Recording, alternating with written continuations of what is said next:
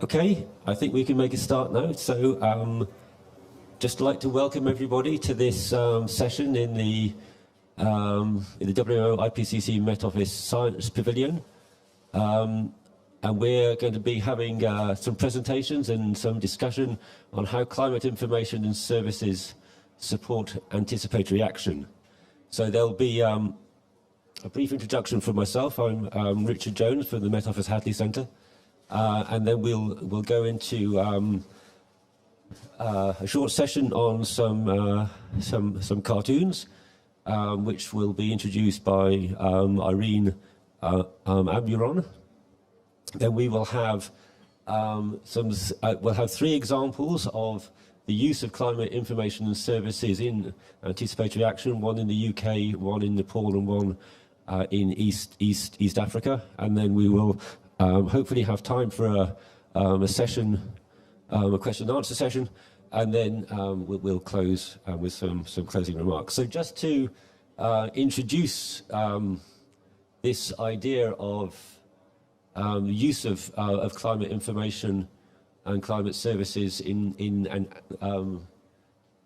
anticipating risks and disasters, one really important element of this, and I think something that we really need to stress, is the use of co-production in the development of these services. So in order to really understand what the information is going to be used for, we have to have a very close link with the producers, between the producers of the information and those people who are using it, and those people who are the intermediaries who through which the information is flows from, say, a forecasting centre or a regional or national Met service down to stakeholders either in say an agricultural sector or the sort of water sector within a city or whatever.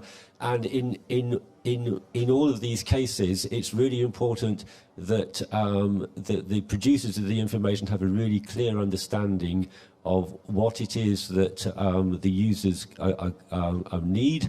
Often in these circumstances, it's unclear from a user perspective exactly what information can be produced, where there is skill in information, and there needs to be a very close interaction between the users, the information along the information chain, in order to be able to provide the information which is required to actually make the decisions, or to be able to anticipate action in advance of a potential disaster. So I just wanted to stress that as a really important aspect of and in the work that you'll be hearing about in this session, you'll hear quite a lot about this. This is from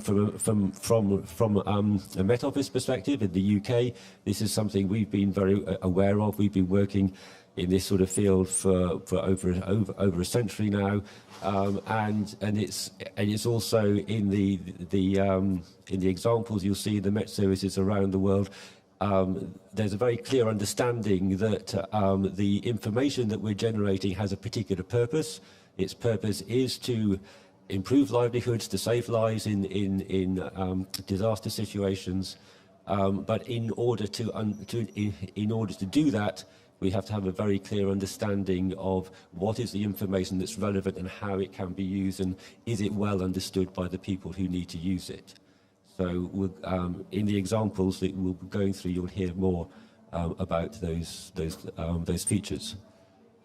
So I think, unless Martin would like to say, so I'm sorry, I should also introduce those of us who are on the panel. So we have Martin van Aalst from the Red Cross Red Crescent Climate Centre, who is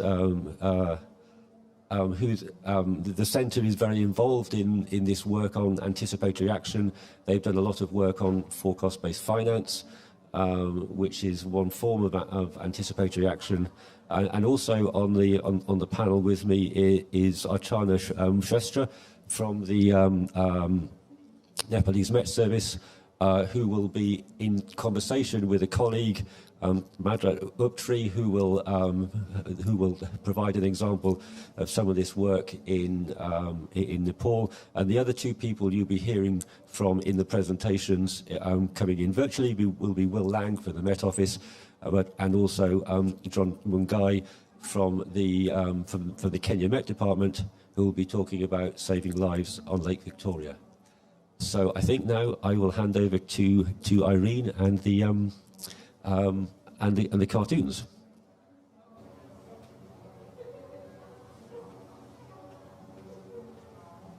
So I think Irene should be on coming in on Zoom.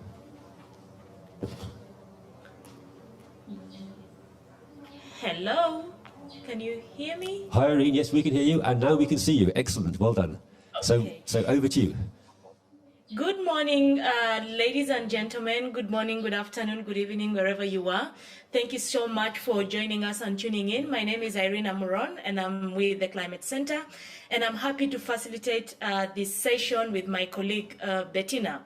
So we are going to look at the cartoon gallery, and the objective of this session is we would like us to appreciate the challenges that are associated with the co-production of impact-based forecasting and anticipatory action. And we've taken the liberty of categorizing these challenges based on experiences and observation into three categories. So we've categorized them under mandate, under partnerships, and under a siloed way of working. And we will invite you later on to take a look at these cartoons, share with us your reflections, what resonates with you, what is your highlight, and how can we possibly be able to address these solutions. And so the use of cartoons has been growing over the years, and especially during the pandemic. And you may be curious, why are we using cartoons? Well, cartoons as one form of humor helps us to recognize the aspects of reality as ridiculous and inexcusable that actually are in need of change. And with this awareness, we will be able to reflect and candidly discuss what exactly is going on and how we can address this. And so we will be able to share and candidly speak about the challenges that we have around the co-production process for impact-based forecasts. And the cartoons that we are going to share with you actually were designed by a group of cartoon artists who have been involved in most of our events that we've hosted, for example, the regional and global dialogue platforms, and they've been able to kind of put our ideas and the decisions and discussions that we've had over these events through cartoons. And I am privileged to share with you these cartoons that we will be reflecting upon, and you also are welcome to use them as and when you'd like, as long as they are within the framework of non-profit ventures. So we will be able to share these cartoons with you, and if you're interested, you can also visit the Climate Center website. So I will ask my dear colleague Bettina to share with us the link to the cartoons. And once you click on that link, you will be directed to a page where you'll be asked to either write your name or not. So this link, the comments are not associated with your name. So feel free to write your name or not, but what we'd like you to do is kindly reflect through these cartoons. What resonates with you? What is exciting with you about these cartoons when we look at them within the framework of co-development of impact-based focus and working around the concept of anticipatory action? And I will thank you so much for the background music. I will ask our dear hosts to give us a little bit of background music. We will take an average of 5 minutes just to reflect on these cartoons. Enjoy them, enjoy the work of art, and write your comments into the chat. And also, we will later on call on some reflections. We'll also like to hear from our guests that are in person with Richard and Martin and the others. We will be able to hear from you. So the link to our the address to our channel is, I will read it loud, tinyurl.com/.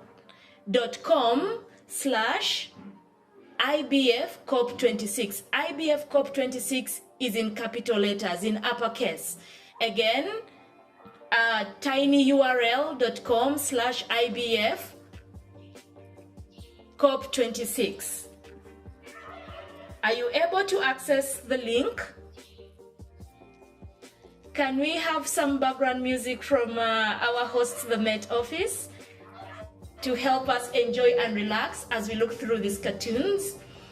And I hope, can I also be granted rights to share my screen so that people are able to see what is happening in the link, what people are saying about various cartoons and feedback and all that? Thank you.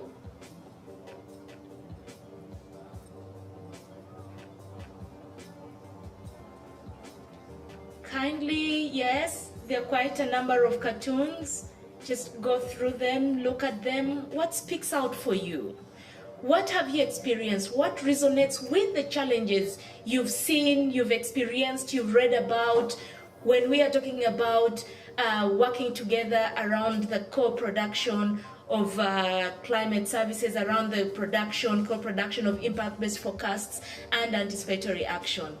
And also later on, we'll hear some more stories from our other speakers around how it's been done in their different contexts. So share with us, what are these cartoons speaking to you? Is there something that is standing out for you? Does anything make sense to you? Have you experienced some of these challenges, you know? And at the back of your mind also, would like to hear from you, what possible solutions would we be able to address these challenges? Because this forum today brings us together, it brings to a lot of expertise in one space and in one time. So would like to get the best out of your ideas. Write your comments in the... Okay, very, very interesting. Bettina, are you able to see the comments as well? Would be good to get some feedback. Yes, I see the comments are coming in. It looks good. I see the comments coming in. Thank you so much. Keep them coming. Thank you.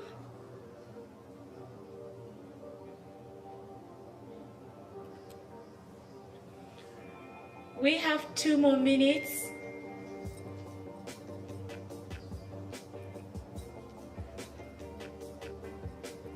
Next slide, please, on the cartoons, and we can go back with another round. Yes, we could still go back to the very first cartoons. Thank you.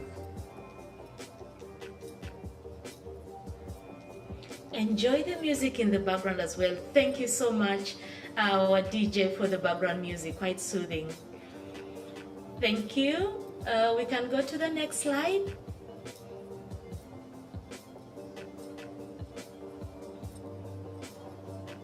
Next slide, please.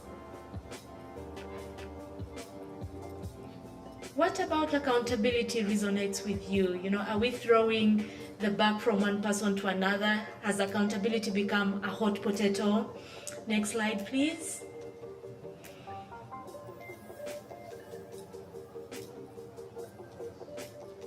Can we go to the next slide?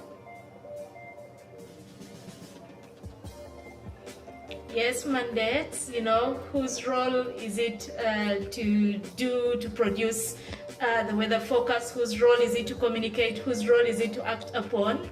Very interesting challenges around mandates as well. Can we go to the next slide, please? When you look at these cartoons, what comes to your mind? Which one resonates with you? What is the highlight for you? You know, when we're talking about siloed way of working, have you experienced this? But also, what can we do to be able to address these challenges? Thank you so much for all your feedback. And now, I would like to request one of the colleagues in the audience, especially the colleagues that are in the same room with Richard. Would anyone want to share reflections on what they think about these cartoons. Any significant one that has stood out for you? Richard, do we have any takers in the room who would like to share some thoughts and reflections? If anybody would like to, just put up a hand and I'll bring the mic to you. Any thoughts? Yep, we have a thought over here. Thank you. Oh, hi, yes, I'm Becky and I'm from the Met Office. I was just looking at, there's a couple of cartoons that I was looking at in particular, and I quite like the one with the two towers and the silos, and I don't know if that one can be put up, but it's such a familiar problem to us, this one, the siloed way of working. And I'm sure it's one that many organisations and across the world, especially delivering climate services, we really struggle with a lot. But trying to break down these silos and these barriers is quite a complex issue. So it's just something that quite resonated with me. And I'm sure in this room there's a few ideas of best approaches to start breaking down these silos, perhaps more than we've already tried to. But I like how this cartoon really sums up quite a complex issue which we deal with on a day-to-day basis. Thank you so much, Becky, for your reflections. Yes, we all now recognize that actually we are working in silos and this needs to be broken. And I'm hoping that one of the energizers at the end of the COP is a resolve that we need to work together, we need to make these partnerships grow, and we need to ensure that we collaborate and coordinate together for the greater good. Any other person who'd like to share with us some reflections? Do we have some comments in the chat as well? Maybe Bettina, as we wait for another taker within the in-person room, could we just have one or two quick comments from the link?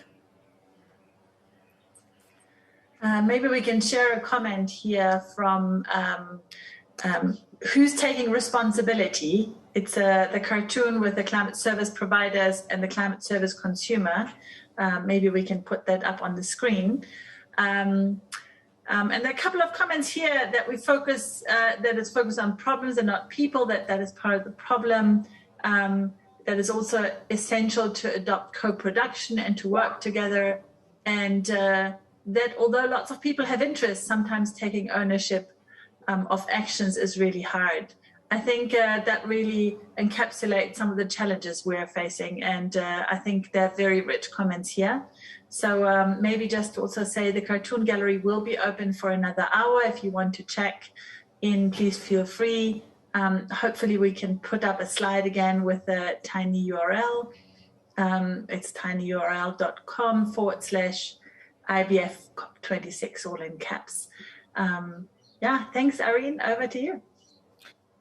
Thank you so much, Bettina. Thank you, dear colleagues and participants, for your feedback. And as Bettina said, we will have this open for another 1 hour for you to enjoy the diversity of the feedback into this. Without further ado, I will now hand back over to you, Richard.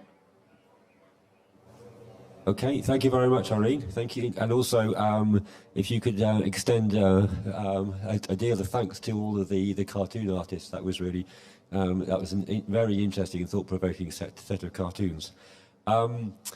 So now, without further ado, we can move to the co-production stories.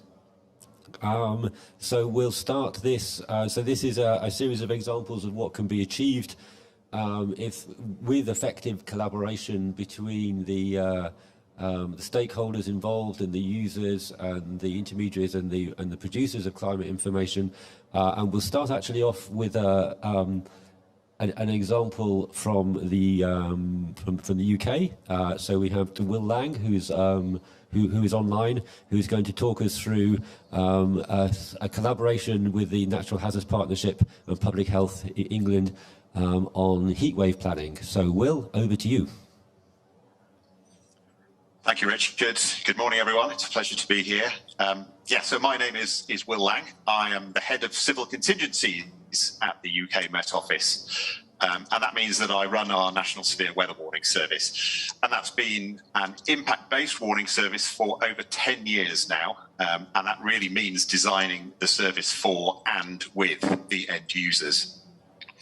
I don't think I'm exaggerating to say that without the related principles of co-production and partnership working, there wouldn't be a working warning service in the UK. And indeed, it's even possible there wouldn't be a Met Office at all. So fundamental those principles have become to the way that we work over the last 10 to 15 years. And no, it's not easy. There are often organisational, cultural, financial and legislative barriers to working together. I think silos are the natural state, unfortunately. I was involved in the early days of the Joint Flood Forecasting Centre we established here in the UK in the late 2000s. And then it took severe floods, a government review and considerable external pressure to actually force the Met Office and the Environment Agency to work together at the time, sometimes under duress. And then we co-located, co-produced and eventually created the shared values and the mutual trust and respect that we have now. And now it's perhaps that shared understanding of the importance of co-production, so designing our services around user needs and with the users, that keeps us bound together. And I think we learned so much from that experience that we took things several stages further with the UK's Natural Hazards Partnership. And that's a collection of, 20 now UK bodies involved in the science and warning around natural hazards, always looking for common ground, opportunities for co-production and opportunities to work together with each other and with the users as well. But I just want to give you a recent example of collaborative warning design in the UK, and one that is based around the changing climate and the needs that throws up. Now, there's a saying that a British summer is 2 hot days and a thunderstorm. It doesn't often get really hot here. And when it does, it's usually not for very long and usually tends to affect perhaps just southern parts of England for a day or so. But when we do get extended and widespread heat, we're really vulnerable. And in recent years, the UK has experienced a series of disruptive heat waves. That's led to large rises in mortality and damage to infrastructure. And of course, we know that the climate science tells that these episodes will become more frequent, more extreme, also more widespread and more prolonged across the UK when they do occur. But heat hasn't been part of our warning service, and that's partly for historical reasons. Again, it hasn't tended to get that hot, but also partly because our warning system has been impact-based, and that has put up a bit of a barrier, actually, because the understanding of the impacts of the heat and the needs of citizens are really complex. And to be honest, lay outside the comfort zone of us in the meteorological community. Now, Met Office services for the public are steered by an independent customer group, which speaks for the users. And in 2018, following a heat wave, the customer group asked us to consider developing a heat warning.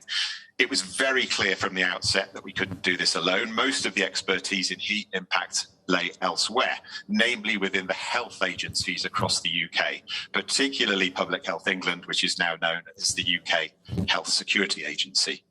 So we started working really, really closely with them to understand the scientific evidence base around heat impacts, where and when those impacts were occurring, and also the actions we wanted to achieve through to the general public and the responder community through a heat warning.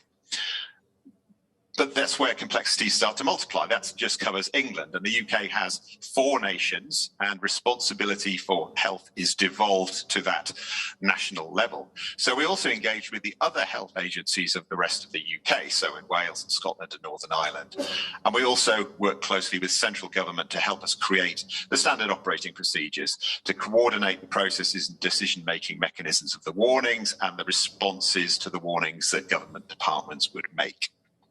So that's that initial level of co-production which helps you decide to issue a warning or not. But then how do we get that message out to the public? Heat is almost invariably seen as a good thing here. Taps off, as they say in Glasgow.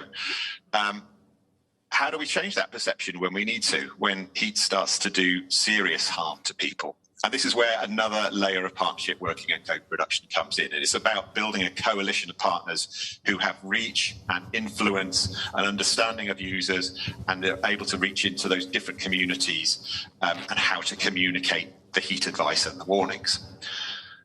So we engaged media broadcasters. It was really important that they felt confident about knowing what kind of heat waves are most damaging and how best they could give advice to prevent that in the very short space of time they have in a broadcast. And alongside that, we agreed joint social media content with a whole range of other organisations across government and the voluntary and community sector, so including the Red Cross, but also maritime safety organisations, highways agencies, Forestry Commission, many others who had a stake in helping people and properties and business to protect themselves against heat. So to ensure that when the time came to issue a warning, we were all saying the same things in the same way to get that level of join up. So in all, what would have been in the old days a simple decision to start issuing heat warnings when a certain temperature was reached, that's a threshold-based approach, that turned into a huge year-long co-development exercise in partnership working involving many, many different organisations. And that culminated in launching the service in spring this year, ready for this summer. Did it work? Yes, I think so. We had another heat wave this summer in July, indeed one which spread as far north as Scotland and Northern Ireland. This is the kind of event we deemed to be very unlikely without global warming. We issued 2 heat warnings, but more importantly, all of that hard work on partnership working paid off, and we have strong evidence that people did understand the risks and what they should do, and we think that that ultimately saved lives. So it is all hard work, but I think the alternatives to co-production are much less effective. I don't think we can go back here in the UK. And also, I think this general approach can be adapted to pretty much anywhere and any set of risks, from short-term weather to longer-term climate risks, to create effective early warning systems.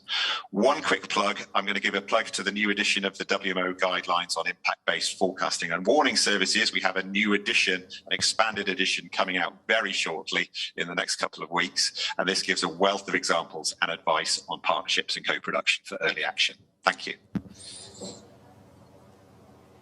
Okay, thank you very much, Will. I'm just wondering whether we can take, as you're still online, 1 or 2 quick questions of clarification, because we're doing quite well on time. Is there anybody who'd like to ask a quick question to Will whilst he's here? Okay, just go through the audience here. Thanks very much. My name is Colin Spurway, and I work for BBC Media Action.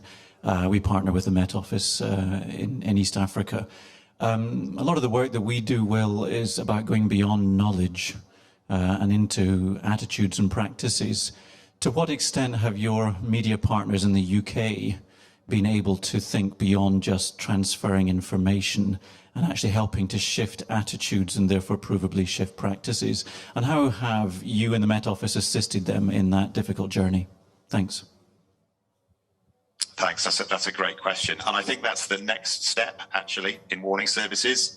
So it feels like a lot of us have now moved towards that impact-based approach and actually understanding in more detail what triggers actions and ultimately the end benefit. That's the next step. And it clearly involves social sciences. It clearly involves an understanding of what makes people tick and makes people make the right decisions and decide how to act to the benefits of themselves, their communities. I think we've got a lot of great examples, probably good ones and bad ones, from how we've warned communities and citizens around COVID, for example, that we can bring into the weather domain as well. We're also starting to do a lot of work with what in some parts of the world might be called traditional or indigenous knowledge, but actually I think that also translates to engagement with different communities in general, and that might be online communities with particular beliefs, or it might be people in a particular geographical location, etc. And I think learning how to engage with them, learning how to tailor our advice into those situations is something that we're learning to do pretty fast. Thank you. Okay, that's great. Thanks, Will. Any other quick questions before we move to the next presentation? Yes, Richard, there is a question that has come through, and it is from Professor Bruce Hewiton from Southern Africa, and he says, how do you manage the implicit and explicit power relationships that arise when co-production involves developed and developing nations and participants, or when you are working cross-culturally or cross-language, or when you're engaging between a funder and a fundee? And the second question is how ethics and values should prevail when there is contention, and who decides, how do you decide? Over to you, Will. I might have to get you to to recap the second one when we get there. Okay. But the first one, there will always be, I think, either an imbalance or a perceived imbalance, which can upset a co-production. And I think part of the spirit of co-production and partnership working is that inclusivity and being aware that one organisation or one country involved may be perceived to be more, bigger or more well-resourced, etc. And I think really it's just a mutual awareness is something that we've learned to develop across the international IBF community, bringing people in, doing it on a basis of mutual respect, and getting to the stage where you can have that healthy, open and balanced relationship, and breaking down any sort of perceived imbalances and lack of trust that might bring. All right, thank you. And the second one was around whose ethics and values should prevail when there is contention, and who decides and how do you decide? I think there are some common values, again, which come out of IBF itself, which are probably based around social justice principles, which probably apply universally. Obviously, there will be different views on things depending on the countries involved, the political or social setup in each country, and I think there will be differences. I think ultimately how it is applied in each nation is up to each nation. It's a sovereignty issue, I think, and you've got to leave it to each country to decide how for themselves how to apply IBF. But I think there are some background principles and a common good which we can all agree with. Okay, thank you very much, Will, and also thank you very much, Professor Hewitson, for those insightful questions. That was an interesting exchange there. I think we now need to move on. So if we can now, I'll now pass over to Archana Shrestha, who will introduce the next example from impact-based forecasting linked to forecast-based financing in Nepal. So, Shrestha.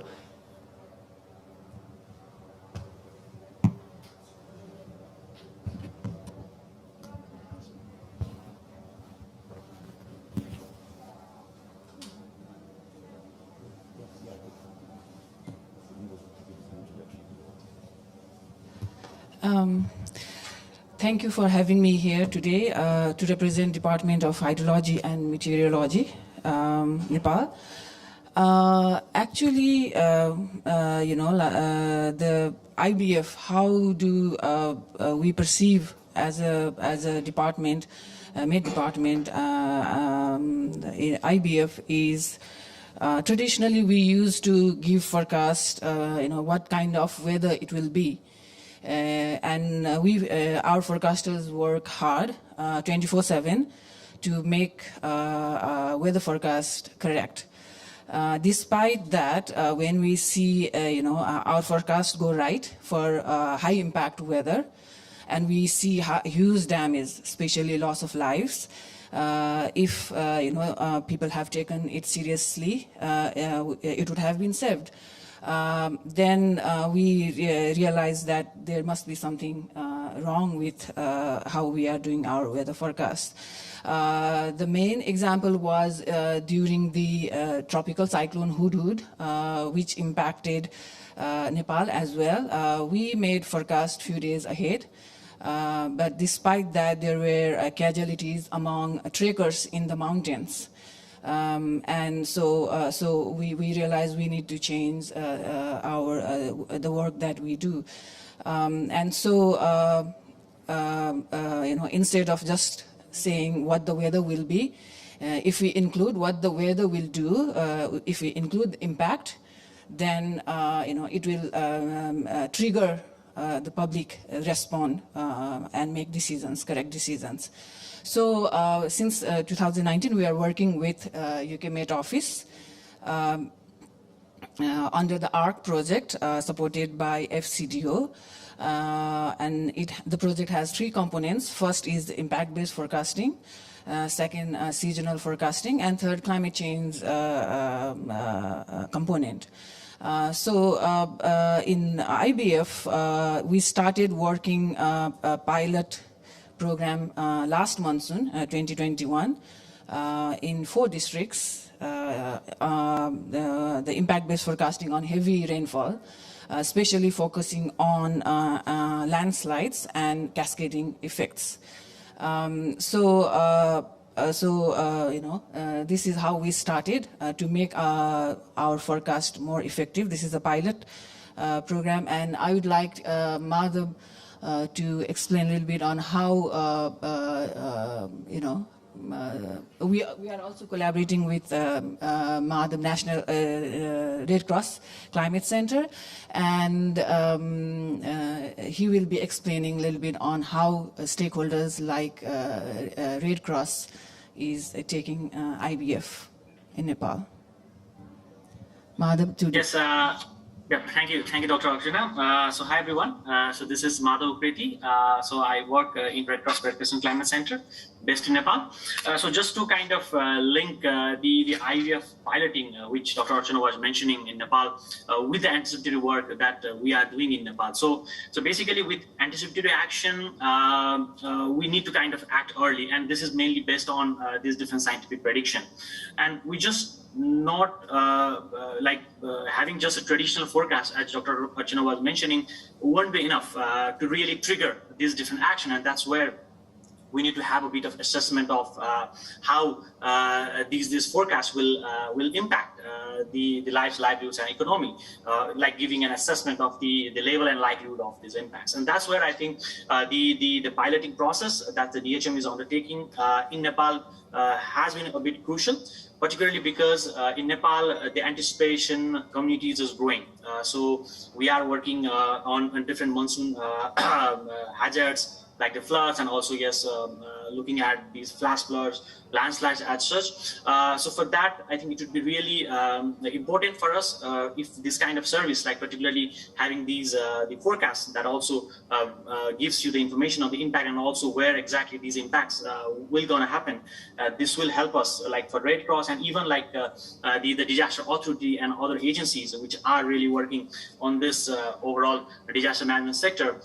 They can get a sense of like where they need to prioritize things and where they need to intervene before the disaster occurs. So that's what have been a crucial step for us. I think the co-production process is still ongoing, and it's a lot more thing which Dr. Archana will explain later. But yeah, in a nutshell, I would say this has been a crucial step for the Red Cross itself, because we are designing this forecast-based financing program in Nepal, and with this the service that is in piloting stage, I think we have started to get engaged with the process itself, and also try to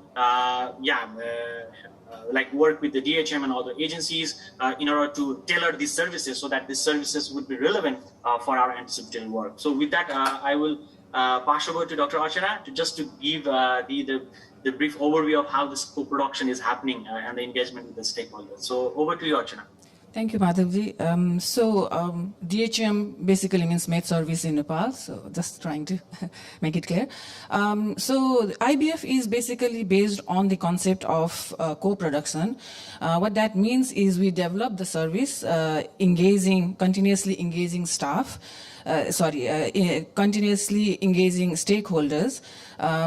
For this, we collaborated with various kinds of stakeholders, mainly in this pilot activity. We are collaborating with 3 categories. First is National Disaster Risk Reduction and Management Authority, which is central body to facilitate coordination with the local level to prepare disaster risk reduction and also respond. So they were facilitating us to coordinate in identifying focal person in the grassroots level. And secondly, we collaborated with international organizations like UK Med Office and Climate Center and other national non-governmental organizations, where we were, especially for technical aspect, for trainings, and for produce the documents and how, formatting, translating into local language. And this level, both the disaster authority as well as these UK Met Office and Red Cross was heavily involved in preparedness before the monsoon started, coordination and training stakeholders as well as forecasted what IBF means and what are the limitations and how should we take uncertainty. And then the third level of stakeholders were engaged were the main users who will be using our forecast. The focal person from the municipalities. We haven't disseminated this to the public yet because we have to develop the product first. So we are testing that at the municipality level. And so we engaged with them for the whole monsoon season 2021. Every day we issued the impact-based forecast, and every day we collected impact from them. So engaging with these, the third level of third category of stakeholders is very, very useful and very important for us. Because they were the one who gave us the information on impact, feedback on our product, and also they helped us to understand the weather forecast that we are producing in our computers in our center, to associate that with the weather actually happening and how it impacted in the field. So they helped us to link our forecast with the environment and the people in the grassroots. So we issued 117 impact-based forecasting for 2 districts and 85 for the remaining 2 districts. So we started, we implemented phase-wise. So first 2 districts and then the second 2 districts. So basically, they were very helpful in, I would say, materializing our forecast in a real sense. So I would, pass it to Madhav to talk a little bit about how the stakeholders are taking this process, as how challenging that is, what are the shortcomings from your perspective as a stakeholder? Yes, thank you, Dr. Archana. So, yes, I think with these different co-production process that's happening in Nepal, I think one thing that has clearly helped a lot of the stakeholders like the Red Cross, the disaster authorities, and a lot of the different the agencies that are working at different administrative level is to understand the process that goes behind with this overall design, production, and delivery of the service. So I think that is a bit crucial in a way, because when you are kind of developing these IVF services and also trying to relate or trigger these different early actions, all these stakeholders need to understand like what these warnings really imply, because we have the information around the impacts, the level of impacts, the likelihood of that, and that goes then comes a bit more on the uncertainties within the forecast and the limitation aspects. So all these things are really necessary for the stakeholders to understand before they really start implementing the early action based on these IVF warnings. And the training that we did, particularly jointly with UK Met Office around the impact-based forecasting for early action, was really a starting step to bring all the stakeholders on the same page, and also help them to think more around what are their roles and responsibility, particularly when it comes to contributing to the process itself. If you see the overall production of IVF, the information around the risks and the impacts is really necessary, and this is what normally these different stakeholders like the Red Cross, the disaster authorities, and others, they have these informations, and they really need to kind of provide these informations to the DHM, or in a way kind of jointly work together to make a sense out of it, like how we relate those different information with the forecast, so that we can come up with these really actionable information, the impact-based forecast. So that is one thing I would say it was really a good step for the disaster authority and the Red Cross as well, because we started now like systemizing how the risk assessment are done and how these are quantified and how exactly we can do an impact modeling of these, so that at the in these different information, this different process goes into the overall production of the IVF. So this is what we have already started, like jointly working with the disaster authority, and this will be really crucial if we are going forward with moving towards like scaling up the impact-based forecasting service, like moving towards more hazards, more area, and also penetrating the at more levels, like even going to the publics and other sectors. So this is what I would say has already started to happen. And yes, I think in terms of its relevance with the anticipated work, the forecasters financing work we have been doing.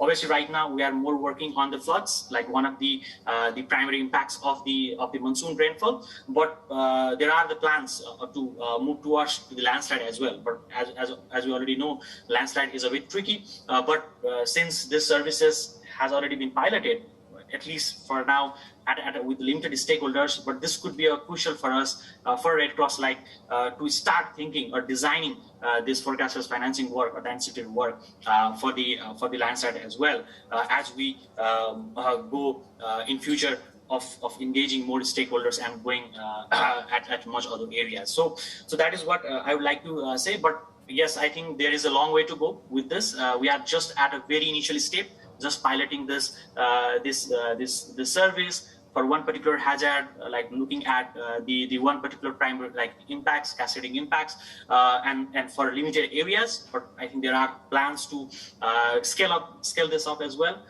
which I think Dr. Archana will mention a bit. But I say there are already a lot of challenges and issues with it, because this is all about engaging a lot of the stakeholders, like bringing them on the same page, not just kind of issuing the IVF warnings, but also trying to see whether these warnings are really taken up by these stakeholders or not. I think that is also something we need to look at in the coming days. And also in terms of feedbacks and others, I think that should also come in to help how we improve the service itself. So maybe I think Dr. Archana will shed light more on that, particularly in terms of the issues that DHM and the challenges that DHM, the Department of Hydrology and Meteorology, is facing in order to move with these kind of services. But yeah, I would say the service, the pilot service has started, and it's really is going to be one of the key input for our work, particularly for the whole the anticipation communities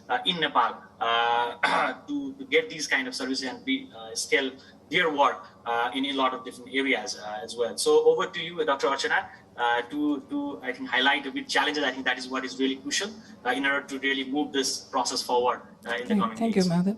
I'm sorry to interrupt this conversation, Madhav and Archana, but I'm afraid we are slowly running out of time, and in order to give some time to our third example, the John Mugai, I think we really have to move to his presentation on saving lives on the Lake Victoria. So, John, can I bring you in now, please? Thank you, Prof, for inviting me. My name is John Mugai, and I used to work for the department, but now I work for the UK Met Office as a regional coordinator for a program they are running in the region. My office is here in Nairobi, and the program is called WISER, Weather and Climate Information Services for Africa. And in this WISER, which has been on the ground for the last 5 years, we have been having a portfolio of about 17 projects. I'm going to speak to one project which was implemented over Lake Victoria and its basin. It was one of our flagship projects. And why we went into Lake Victoria is that there was a gap, a major gap of early warning services in the lake. Now, just to paint a little picture of Lake Victoria, it is obviously the largest freshwater lake in Africa, produces 1 million tons of fish annually, employs 200,000 fisher folk, generates over $500 million in terms of annual exports of fish. 30 million people living in this Lake Victoria Basin, and we have about 1,400 landing sites or beaches, if you like, where more than 50,000 boats operate. And this project is called, which we implemented here, is called Highway, High Impact Lake Weather and Lake System. And we had partners from WMO, UK Met Office, National Center for Atmospheric Research of the USA. We had the National Meteorological and Hydrological Services of East Africa, Kenya, Uganda, Tanzania, and Rwanda, and also Trans-Africa Hydro Met Observatory, short is TRAMO of the Netherlands. And what did we do? In a nutshell, we enhanced weather observation network in the lake. We helped to produce early warning products, and we were able to do lots of research to understand storm development dynamics, and also to develop early warning products, which were actually verified and deployed. And we also did lots of research in terms of seeing how we could integrate scientific knowledge and traditional knowledge in busting. And so now we have an operational early warning service for the lake. But going to the beginning, why are warnings needed on Lake Victoria? And I will have you know that Lake Victoria is big enough to generate its own weather system, and some of this weather is quite hazardous. And some of the hazards here include very strong winds resulting into high waves, frequent lightning, especially during rains, heavy thunder showers, and poor visibility. And there is no, or at that time when you came in, there was no regional operational early warning service to help these people. As a result of which, we're losing about 3,000 people every year due to navigation accidents caused by weather. And this obviously affected like 40,000 dependents, which actually compounds the poverty cycle. So one natural question is, why were they not getting warnings? And I'll have you know that the National Met Services in the region, at least in Kenya and Tanzania, they were generating forecasts. But these forecasts were woefully inadequate, and they were largely ignored by the people.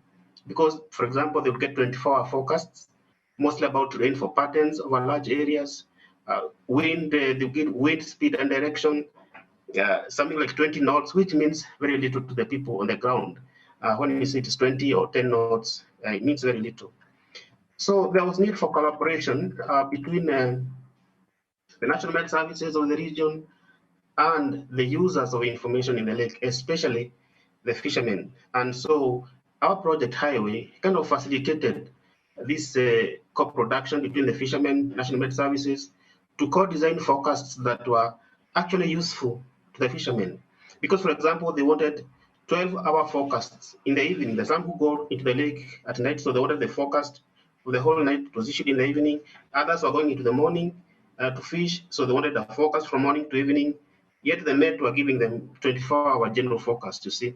They also wanted storm locations. They wanted strength, direction of the wind, in a way that is relatable to them. They wanted to know the size of waves, they wanted location-specific forecasts, and they also wanted the warnings in case the weather changes when they are already in the lake. So how then were these forecasts or early warning services developed, and how are they communicated? And what we did is to facilitate interviews and focus group discussions between the users, the local fishing communities, also government officials responsible for fisheries and marine safety were also interviewed. And we had talks with the radio stations, which are popular in the lakeshore and island communities and so forth. And so after learning the needs of these fishermen and transporters and others, National Met Services were now able to develop tailored forecasts that were fit for purpose. And so we developed a regional impact early warning service. And it was important that we harmonize forecast products across the lake, because the lake is shared by Kenya, Uganda, and Tanzania. And these fishermen go across and so forth. So there was need for harmonization of approach and the product itself, which is what we facilitated. And through the project also, the National Met Services can now be able to access the UK Met Office 4-kilometer high resolution unified model, which can be able to give people nowcasts and things of that nature, which is very useful when people are already in the lake. So we also developed standard operating procedures for disseminating these products and so forth. And then when we were talking to them, fishermen were able to inform National Met Services of the preferred mode of receiving weather information. So you'll find that some groups prefer WhatsApp messages, others prefer community radio stations, others prefer a board, which is actually written by hand at the beach, and others prefer, especially for the warning services, things to do like color-coded flags. Like if a fisherman comes to the beach, sees a red flag, they know it's not safe to go into the lake. And if they go, they're going at their own risk, and things of that nature. So this is how we were able to communicate this information. And so we have seen that we have strengthened the integration between producers and users to develop these innovative products. And now we have an effective communication of all these early warning services to all the possible users in languages and formats which are understood and can improve decision making.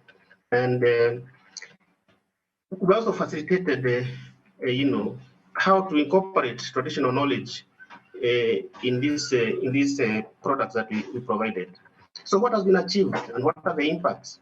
So we are seeing a transformational change in the way people carry on their business, in Lake Victoria. We have increased demand for weather services. We have increased access of weather and climate services, and we have increased use of weather and climate services as a result of this co-production. And we have done a study, a resilience study, which points to 214,000 individuals are directly benefiting from this project, 1.3 million indirectly benefiting from this project. And so the resilience of up to 1 million people has improved since we came in. We are helping to save 312 lives in Lake Victoria. And now we have seen increased use of this information by government departments. 21 of them actually, and ministries and institutions are using these improved services. But obviously there are challenges to be overcome. And one of which is that co-production is very new in East Africa.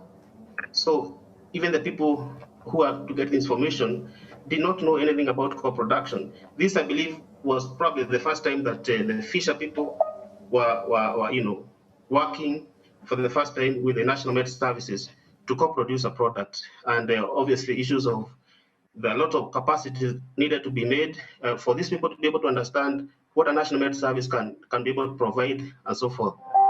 And then we had a large number of partners from across the world, across different time zones, and it's not easy to make them gel, work in harmony. So there's a lot of coordination which was required. And obviously, John, I'm really sorry. I'm going to have to ask you to close here because we just ran out of time. Thank you very much. That's what we did.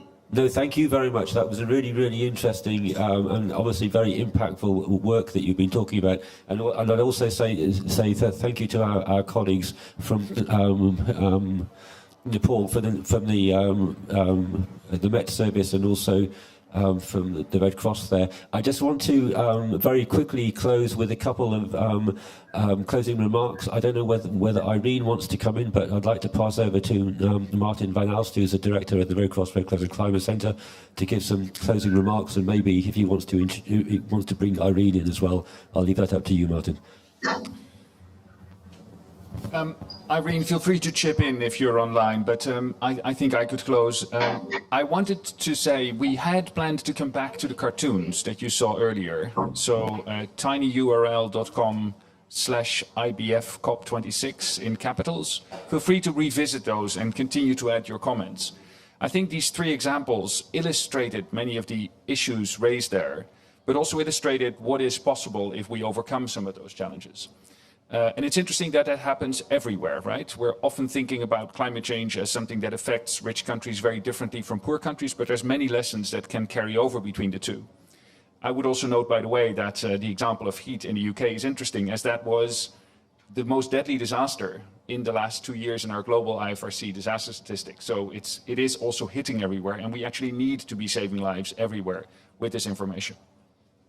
I think there were many key examples, which I won't try to list all, in terms of lessons learned. I think the cartoons already illustrated what is needed, people truly working together. many of them also showed the value of long-term partnerships and actually people like yourself, Richard, investing in these relationships for a longer term on a personal level. I think one challenge that I would pose also to the community negotiating here next door from these examples, this is practical stuff that we can do, that we can scale up. We're to some extent building our own silos as we create all of this anew from the climate space.